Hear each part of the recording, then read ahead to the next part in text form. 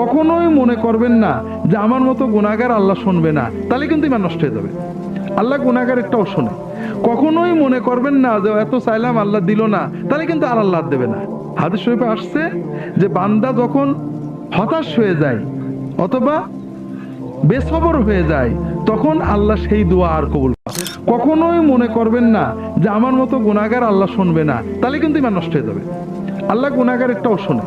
কখনোই মনে করবেন না যে এত চাইলাম আল্লাহ দিল না, তাহলে কিন্তু আর আল্লাহ দেবে না।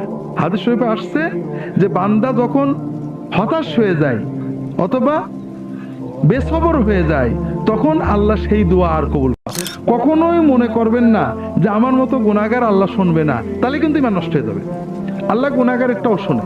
কখনোই মনে করবেন না যে এত চাইলাম আল্লাহ দিল না, তাহলে কিন্তু আর আল্লাহ দেবে না।